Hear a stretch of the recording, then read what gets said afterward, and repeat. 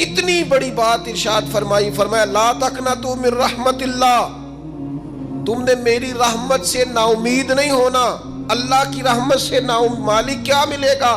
فرمایا ان اللہ یغفر الذنوب جمیعا، اللہ سارے گناہ معاف فرما دے گا۔ تو جن لوگوں کو اللہ کی رحمت پر نبی کریم علیہ السلام تشریف فرما ہے، امام غزالی نے لکھا ایک بدو آ گیا، دیہاتی سادہ آدمی، سادے بندے بھی سادے ہوتے ہیں، ان کا بھی اپنا طرز زندگی ہوتا ہے۔ تو بدو آ گیا، سادہ آدمی تھا، آتے ہی السلام علیکم لے کے نا تو کوئی بات ہی نہیں کی، سیدھا سیدھا ہی کہتا یا رسول اللہ صلی اللہ علیہ وسلم یہ بتائیں قیامت کے دن حساب کس نے لینا ہے؟ تو حضور فرمانے لگے بھائی یہ تو بڑی صاف سی اور مختصر سی اور سادہ سی بات ہے، حساب تو اللہ تعالیٰ نے لینا ہے۔ اب اس نے جو لفظ کہے اللہ کے حبیب کی آنکھوں میں آنسو آ گئے، کہنے لگے اگر اللہ نے حساب لینا ہے پھر انشاءاللہ کرم ہی ہوگا۔ تو حضور فرمانے لگے تمہیں یہ امید کس طرح ہے؟ تو عرض کرنے لگے یا رسول اللہ کریم جب غالب آتا ہے تو معاف ہی کرتا ہے، جب کریم کا غلبہ ہوتا ہے نا، کریم بندہ جب کسی پہ قبضہ کر لے تو پھر معاف کرتا ہے، تو اللہ تو سب سے بڑا مہربان ہے۔ وہ بات کی اور اگلا جملہ ہی کوئی نہیں کہا، وہ چلے گئے۔ تو حضور علیہ السلام نے اب اس بات پر رزلٹ دیا، فرمانے لگے کریم محبوب بندہ سادہ تھا، بات بہت بڑی کر گیا ہے، بڑی بات کر گیا، سادہ آدمی۔ میرے عزیز، اللہ کی رحمت پر جن لوگوں کو امید ہو، انہیں موت سے ڈر اور پھر جن کو محبوب کی ملاقات کا شوق ہو نا، ہم نے جان دے دی وعدہ دیدار پر، ہم سے وعدہ کیا گیا تھا کہ تم مرو گے نا تو تمہیں دیدار ملے گا، تو ہم نے جان ہی دے دی وعدہ دیدار پر، جان ہی دے دی وعدہ دیدار پر۔ اور پھر فرماتے ہیں نقد اپنا دام ہو ہی جائے گا، فرماتے ہیں ہم نے جان دی ہے اس وعدے پر کہ وہ ملے گا، تو امید ہے کہ یہ سودا ادھار نہیں، جیسے ہی قبر میں جائیں گے سامنے حضور کی زیارت نصیب ہو جائے گی۔ اس لیے لحد میں بھی عشق رخ شاہ کا داغ لے کے چلے، اندھیری رات سنی تھی سو چراغ لے کے چلے۔ یہ حدیث آپ نے بھولنی نہیں، یہ تنہائیوں میں یاد رکھنے کی روایت ہے، یہ تنہائیوں میں پڑھنے کی روایت ہے۔ یہ اپنے ذوق کو تازہ، جو لوگ کہتے ہیں نا وجد سرور کیف میں جانا چاہتا ہوں، وہ مشکات شریف کی اس حدیث کو دیکھے۔ اللہ کے حبیب علیہ السلام نے فرمایا لوگوں میں تمہیں بتاؤں قیامت کے دن اللہ تعالیٰ بندوں سے پہلا سوال کیا فرمائیں گے اور بندے اس کا جواب کیا دیں گے؟ یا رسول اللہ کرم فرمائیے بتائیے۔ تو کریم فرمانے لگے اللہ تعالیٰ قیامت کے دن بندوں سے سب سے پہلا سوال، اگرچہ بعض اور احادیث میں اور سوالات بھی آئے ہیں قیامت میں جو سب سے پہلے ہوں گے، لیکن اس حدیث میں یہ والا سوال حضور نے بیان فرمایا۔ حضور فرمانے لگے اللہ قیامت کے دن اپنے بندوں سے سب سے پہلا سوال یہ فرمائے گا کیا تم میری ملاقات کو پسند کرتے تھے؟ اوئے ہوئے ہوئے، کیا تمہارا ملنے کو جی چاہتا تھا؟ کبھی اے حقیقت منتظر نظر آ نہ لباس مجاز۔ اقبال کہتے ہیں تیرے کرم اتنے ہیں دل کرتا ہے تجھے دیکھیں، کبھی کبھی اے حقیقت منتظر نظر آ نہ لباس مجاز میں، لاکھوں سجدے تڑپ رہے ہیں میری جبین نیاز میں، تمہارا دل کرتا تھا مجھ سے ملنے کو؟ حضور فرماتے بندے عرض کریں گے مالک بڑا دل کرتا تھا۔ تو پھر اللہ فرمائیں گے یہ گفتگو کی معنویت تو دیکھو یار، اس کا حسن تو دیکھو۔ اللہ پھر پوچھیں گے کیوں دل کرتا تھا تمہارا؟ دل کرتا تھا تو کیوں کرتا تھا؟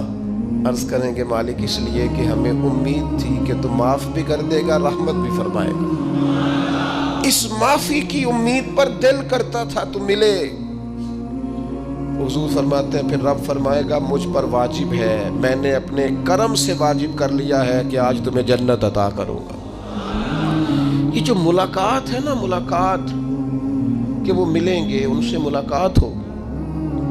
عمر بیت گئی نا نام جپتے، عمر بیت گئی نا تذکرہ کرتے، ہم سے بھی لوگ پوچھتے ہیں کیا کمائی کی، کیا زندگی میں حاصل کیا، تو ہم کہتے ہیں شرق سے غرب تک ملک کے ایک کونے سے لے کر دوسرے کونے تک مدینے والے کی بات کی، حضور کا ذکر کیا ہے۔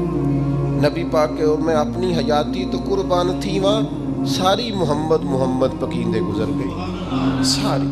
یہ اعزاز ہے، یہ کرم ہے۔ اب کیا ہوتا ہے، گناہگار لوگ ہیں، اتنا بڑا دعویٰ تو نہیں کر سکتے، لیکن دل تو چاہتا ہے نا کہ چلو جس کا نام لیا ہے اس کی کبھی زیارت بھی ہو، کبھی ملاقات بھی ہو، کبھی نظر کرم بھی ہو۔ کسی نے اپنے محبوب سے کہا تھا کہ ذرا ایک نظر مجھ پہ بھی کیجئے، تو قریب بیٹھے ایک شخص نے کہا یار تو نے بڑا دعویٰ کیا ہے، جو محبوب ہوتے ہیں ان کو تکلیف نہیں دی جاتی، تو کہتا ہے پورا چہرہ ہی تیری طرف پھیرے۔ تو پھر اس نے اس درویش سے پوچھا کہ میں بھلا پھر کیا کروں، میرا دل تو میرا بھی کرتا ہے نا۔ چلو یہ تو آپ کی بات ٹھیک ہے کہ اب میں محبوب سے کہوں کہ اتنی تکلیف کرے کہ میری طرف پورا رخ پھیرے تو ٹھیک نہیں، تو پھر بتائیں میں کیا کروں؟ تو اس نے کہا ان راہوں میں کھڑا ہو جا جن راہوں کی طرف وہ کریم دیکھتا ہے۔ چلو اسی با کردار کو دیکھتے دیکھتے بیچ میں تیرے اوپر بھی نظر، مجھ پہ محشر میں نصیر ان کی نظر پڑ ہی گئی، مجھ پہ محشر میں نصیر ان کی نظر۔ اوئے ہوئے، اللہ کرے آپ کو بھی وہ لطف آئے جو مجھے آ رہا۔ کہتے مجھ پہ محشر میں نصیر ان کی نظر، یہ انتہائی عاجزی ہے کہنے والے کی۔ اس نے بالکل اپنے آپ کو ختم کر کے کہا کہ میں قابل تو نہیں تھا، اور میں پھر تکلیف دیتا کہ میری طرف دیکھیں، اسپیشل میرے لیے وقت نکالیں۔ پر کرم یہ ہوا کہ مجھ پہ محشر میں نصیر ان کی نظر پڑ ہی گئی۔ کہنے والے اسے کہتے ہیں خدا کا کرنا، کہنے والے اسے کہتے ہیں خدا کا کرنا۔ اللہ نے کیا کہ نظر مجھ پر پڑ ہی گئی، اور جب پھر پڑ گئی تو تیری ایک نظر کا کمال ہے اور میری زندگی کا سوال ہے۔ بس جب پڑ گئی تو سو پھر پڑ گئی۔ موت سے وہ بندہ کبھی نہیں ڈرتا جسے ملاقات کا شوق ہو۔ ملنا چاہے داتا علی اجویری سے اور موت سے ڈرے، ملنا چاہے حضرت غوث پاک جیلانی سے اور پھر موت سے ڈرے۔ زندگی گزری ہو علی علی کرتے پھر موت سے ڈرے۔ عمر بھر سیدنا عثمان غنی کی سخاوت کی بات کی ہو اور پھر جنت میں جا کے ان سے ملنے کا شوق پیدا نہ کرے۔ ساری زندگی سیدنا فاروق کا عدل بیان کیا ہو، ساری زندگی ان کے انصاف کا تذکرہ کیا ہو، پوری امت کو بتایا ہو کہ اگر جینا چاہتے ہو تو عمر کے رستوں پر چلو، اور پھر یہ موت سے ڈرے اور مر کے جناب فاروق اعظم کی زیارت کو پسند نہ کرے۔ جسے صدیق کی وفائیں یاد ہو، جنہیں جناب ابو بکر صدیق کا عشق یاد ہو، وہ پھر ان کی زیارت نہ کرنا چاہے اور ساری عمر حضور کی نعت پڑھی ہو۔ مانا نہیں آتا تھا پھر بھی کہا بلغ العلا بکمالہ کشف الدجا بجمالہ حسنت جمیع خصالہ صلو علیہ والہ سے نہیں ترجمہ آتا تھا، پر جب بھی کو پڑھتا تھا یہ بھی جھومتا تھا مولا یا صلی وسلم دائماً۔ میں آپ کو بتاتا ہوں، توتلا آدمی، توتلا اور دیوانہ مجذوب بیچارہ، سمجھ نہیں، توتلا بولنا بھی ٹھیک نہیں آتا۔ مجھے نماز کا سلام پھرا تو وہ جلدی آ گئے، وہ ایک مجذوب آدمی تھے، سادے تھے، تو سلام لی تو کہنے لگے میں گل کرنی سی۔ تو میں نے ان سے کہا کہ تھوڑی دیر کے بعد ملتے ہیں، سادہ آدمی ہے، اللہ مجھے معاف کرے، میں کوئی نقل تو نہیں ان کی اتار سکتا۔ اس زبان کو ہم توتلی نہیں کہتے، ہم اس زبان کو بلالی زبان کہتے ہیں۔ یہ بڑی خوبصورت زبان ہوتی ہے، یہ جو توتلے لب و لہجے ہوتے ہیں نا، وہ جب بچہ پوری طور پہ اماں نہیں کہہ سکتا، توتلا ہوتا ہے، تو کوئی مزہ آتا ہے اماں کو اماں کہلوانے میں۔ جب وہ پوری طور پر باپ کو بابا نہیں کہہ سکتا اور توتلا ہوتا ہے تو کوئی مزہ آتا ہے کہنے میں۔ وہ جب دادی نانی دادا کہتا ہے تو دادے کا دل کرتا ہے یہ 100 بار کہے، چونکہ اسے کہنا نہیں نہ آتا، لیکن اس توتلاہٹ میں جو اس کو لطف آتا ہے۔ مجھے بڑے لوگ آ کے شعر سناتے ہیں، میں نے بڑے خوشگلو نعت خانوں سے زندگی میں سنا ہے۔ وہ صاحب میرے پاس آئے اور میں نے کہا بعد میں ملیں گے، تو سادہ آدمی ہے، مجذوب ہے، پورا شعور نہیں رکھتا۔ مجھے کہنے لگا مصطفیٰ جان رحمت کے بعد، مصطفیٰ جان رحمت پہ لاکھوں سلام کے بعد، یعنی معنی یہ تھا کہ سلام کے بعد۔ تو اب بڑے بڑے سریلے بندوں سے بھی بندہ سنتا ہے میرا دل کرے، اور میں نے جان بوجھ کے ان سے کہا دوبارہ کیا جائے ذرا، کیونکہ توتلے تھے نا. میں نے کہا تو کہنے لگے مصطفیٰ جان رحمت پہ لاکھوں سلام کے بعد او میرے عزیز یاد رکھو ساری زندگی حضور کی نعتیں پڑھی، نبی پاک کے تذکرے سنے، اب موت سے ڈر جائیں؟ حالانکہ موت تو ایک پل ہے، پل سے گزریں گے تو سامنے اللہ کا دیدار بھی ہوگا، مدینے والے کی زیارت بھی نصیب ہوگی. تو زیارت ہوگی اور ہر نظر کانپ اٹھے کہ محشر کے دن خوف سے ہر کلیجہ دہل جائے گا، اوڑھ کر کالا جبہ وہ آ جائیں گے اور سارے محشر کا نقشہ بدل جائے گا. یہ موت کا خوف نکالنے والی چیزیں ہیں، ڈر. اچھا مجھے ایک بات بتائیں، یہ میں امید کی بات کرنے لگا ہوں، چلیں اب یہ بات تو مشکل ہے پر کرنی پڑے گی، مجبوری ہے. کبھی کبھی ابا جی سے مار بھی پڑ جاتی ہے بندے کو، گھر میں کوئی 2-4 لگ بھی جاتی ہیں، تو اس وقت نا جو سب سے بڑا سہارا کسی کو نصیب ہوتا ہے وہ یہ ہوتا ہے کہ اللہ کرے اماں گھر میں موجود ہو. اور میں نے دیہاتوں میں کئی مائیں ایسی دیکھی ہیں جو بیٹے کے حصوں کی مار کھاتی ہیں. ابا نے ڈنڈا لے لیا ہے بیٹے کی غلطی پہ، اب اماں بیچاری سامنے ہو گئی ہے، 2-4 اس نے بھی کھا لی. یہ بات آپ سمجھیں، موت کا خوف نکالنے کے مفہوم میں بات عرض کر رہا ہوں. اماں موجود ہو نا گھر میں تو ابا سختی بھی کرنے لگے تو کسی وقت احساس ہوتا ہے کہ جناب یہ سختی نہیں ہوگی کیونکہ میری اماں، اور اماں پوری وکیل بن جاتی ہے کہ نہیں تو نہیں پتا وہ ہو گئی غلطی، وہ فلانے دے منڈے نے خراب کیتا ہے، حالانکہ ہو سکتا ہے اس نے اس کو بھی خراب کیا ہو، لیکن وہ اماں وکیل ہے، وہ وکالت کر رہی ہے اور وہ بے لوث کر رہی ہے. ہوتا ہے ایسے، اس بات کو سمجھ لے اچھے طور پر. موت کا خوف نہیں، ڈر نہیں، اس لیے کہ گھر میں ماں موجود ہو تو باپ کا ڈر نہیں ہوتا.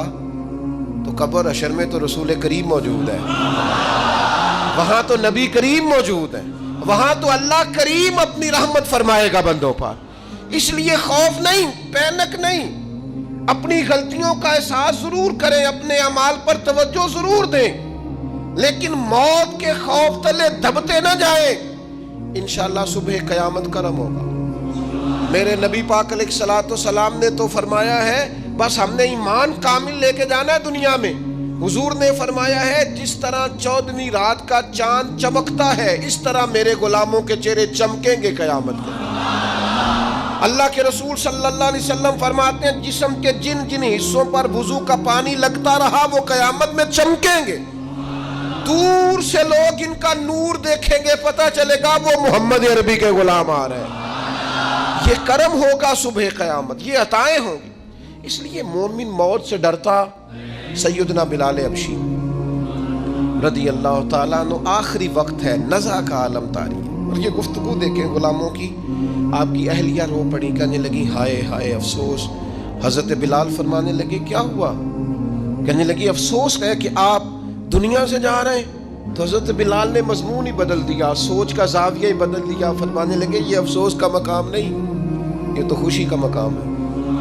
اس لیے کہ میری آج آنکھیں بند ہوں گی، قبر میں کھلیں گی، مدینے والے محبوب سے بھی ملوں گا، حضور کے غلاموں سے بھی ملوں گا صلی اللہ تعالی علیہ وسلم. تو موت تو مقام مسرت ہے، اور اگر یہ مل جائے زندگی میں. ایک بدو ایمان لے آئے، ابن ماجہ میں موجود ہے. حضرت ابو ہریرہ رضی اللہ تعالیٰ عنہ حدیث کے راوی ہیں، فرماتے ہیں ایک بدو ایمان لائے اور انہوں نے حضور علیہ السلام کے ساتھ ہجرت بھی کی. ابن ماجہ میں موجود ہے. تو نبی پاک علیہ السلام نے نا انہیں ایک صحابی کے ساتھ کر دیا. اب ان کے کام کاج میں مصروف ہو گئے ان کے ساتھ.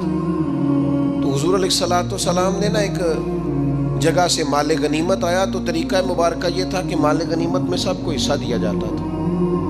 اگرچہ وہ جہاد پہ نہیں گئے لیکن حضور نے انہیں بھی حصہ دیا. تو وہ صحابی تو رو پڑے، عرض کرنے لگے حضور میں اس کے لیے تو ایمان نہیں لایا تھا. حضور نے فرمایا پھر بتائیے، گرچہ حضور جانتے ہیں کس لیے لائے تھے. عرض کی حضور میں تو اس لیے ایمان لایا تھا کہ میں رب کی راہ میں لڑوں گا اور میں اپنی جان پیش کروں گا. میں شہادت کے لیے ایمان لایا تھا، مجھے یہ مال دولت نہیں چاہیے. تھوڑی ہی دیر گزری کہ ایک اور مارکے کا اعلان ہو گیا، جنگ کا اعلان ہو گیا. حضور نے فرمایا چلو. وہ گئے اور چند ہی لمحے گزرے کہ وہ میدان میں اترے اور پھر شہید ہو گئے. صحابہ کرام ان کی مقدس لاش مبارک کو اٹھا کے محبوب کے قدموں میں لائے تو نبی کریم نے کیا خوبصورت بات ارشاد فرمائی. حضور فرمانے لگے دیکھو اس نے اللہ کی تصدیق کی ہے تو رب نے بھی اس کی تصدیق فرما دی. اور پھر یہ دو جملے محبوب کہتے کہتے اٹھے اور پھر حضور نے اپنا جبہ مبارک اتارا اور اتار کے فرمایا اس بندے کو نہ اس جبے میں کفن دے دو, اس میں اسے کفن دو, اس لیے کہ تو شہادت کے لیے ایمان لایا, موت کی آنکھوں میں آنکھیں ڈال کے جیا, اپنی زندگی کمزور نہ گزاری. مسلمانوں پہ کافر کا رعب طاری ہو گیا ہے. ایک تو ہوتا ہے نا کہ کوئی مدد کرنا, کوئی آگے بڑھنا, فلسطین کا نام تک نہیں لے رہے حکمران زبان سے, ذکر تک نہیں کر رہے, چینل ذکر نہیں کر رہے. اتنا رعب, اتنا کفر کا خوف, صرف اس لیے کہ ہمیں موت کا ڈر ہے. مر جائیں گے تو بستر پہ نہیں مریں گے, بیماریوں سے نہیں مر جاتے لوگ. خدا کے بندو اپنی زندگی میں اتنا خوف اگر موت کا پیدا کر لو گے. حضرت سعید ابن جبیر رضی اللہ تعالیٰ عنہ بہت بڑے فقیہ تھے. حجاج بن یوسف نے بلایا اور کہنے لگا میں تمہیں موت دینے لگا ہوں, مار دوں گا تمہیں. بڑا ظالم آدمی تھا, بڑے لوگ اس نے قتل کیے تھے. حضرت سعید رضی اللہ تعالیٰ عنہ مسکرا پڑے اور غصے میں آیا, کہنے لگا کیوں ہنستے ہو؟ فرمانے لگے تو بڑا بیوقوف ہے, تجھے کس نے کہا زندگی اور موت تیرے ہاتھ میں, یہ تو تب آئے گی جب میرا رب چاہے.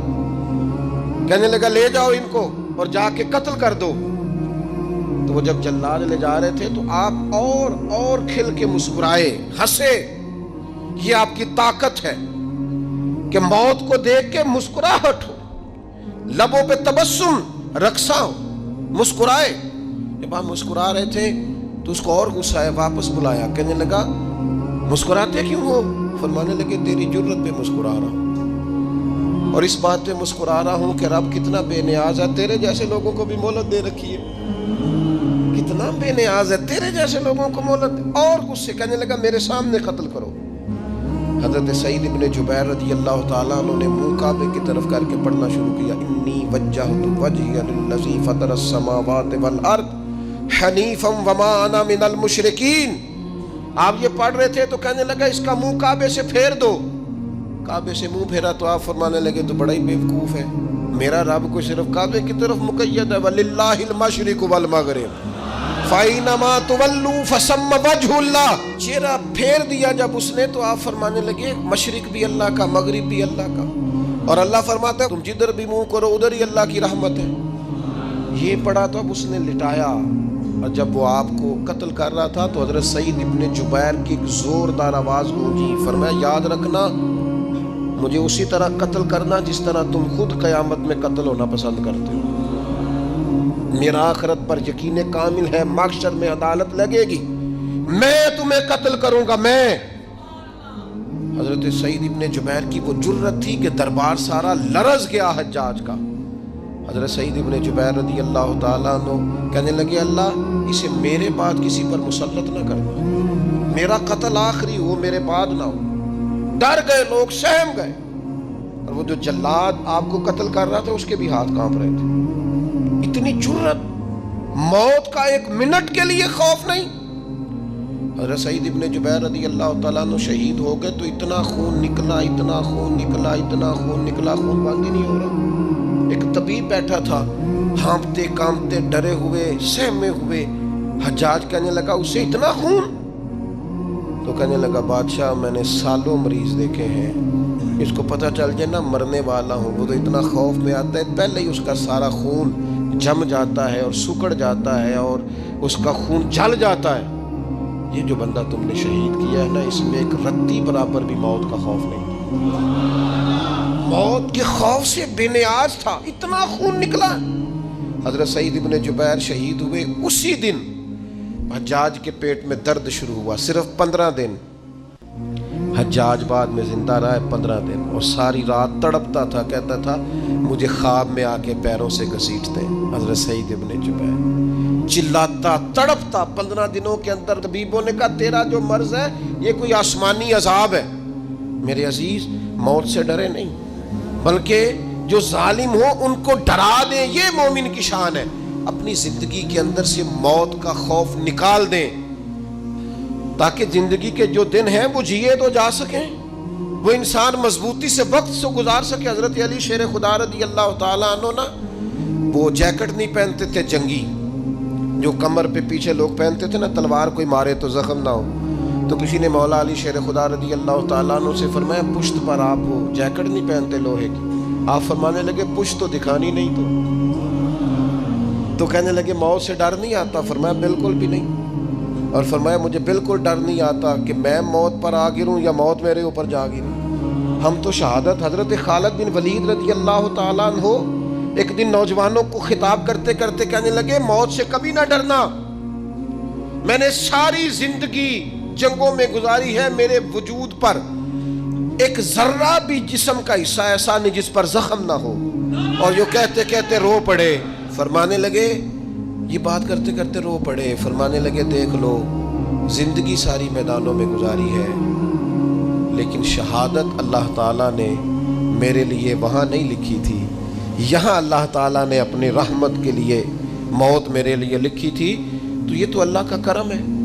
قریب ایک بزرگ صحابی اور بیٹھے تھے، فرمانے لگے آپ کی نیت شہادت کی تھی، انشاءاللہ آپ قیامت میں شہیدوں میں ہی کھڑے کیے جائیں گے۔ تو میرے عزیز خوف نہیں موت کا۔ آخر میں 2-3 گزارشات عرض کرنی ہے۔ ایک تو میری آپ سے گزارش ہے، جنہوں نے ابھی تک قرآن مجید کی تلاوت شروع نہیں کی، وہ ابھی سے آج سے 10 منٹ ٹائم ہو تو مسجد میں بیٹھ کے ایک رکوع پڑھ کے جائیں، قرآن مجید نہیں چھوڑنا۔ رمضان کا تعارف یہ ہے کہ شہر رمضان الذی انزل فیہ القرآن، تو قرآن مجید سے دلچسپی۔ دوسری میری گزارش ہے راشن بانٹنے والوں سے بھی کہ مہربانی کریں لائنوں میں لگانا چھوڑ دیں، اور لینے والوں سے بھی میری عرض ہے کہ اللہ تعالیٰ سارا سال عطا کرتا ہے، 3-4 ہزار کے لیے کیوں اپنے آپ کو آپ تکلیف میں ڈالتے ہیں؟ سارا سال اللہ دیتا ہے۔ اور پھر میری آپ سے یہ بھی اپیل ہوگی کہ طبیعتوں میں حلم پیدا کریں، بردباری پیدا کریں، یہ بڑی ضروری چیز ہے۔ مثبت سوچیں لائیں، روزہ ہماری تربیت کرتا ہے۔ اور پھر آپ سے یہ بھی اپیل کروں گا، رمضان شریف کی مقدس گھڑیوں میں صرف اپنے لیے نہیں سوچیں، امت کے لیے سوچیں، بالخصوص فلسطین کے مسلمانوں کے لیے کم از کم دعا مومن کا ہتھیار ہے، وہ تو جم کے کریں اللہ کے حضور۔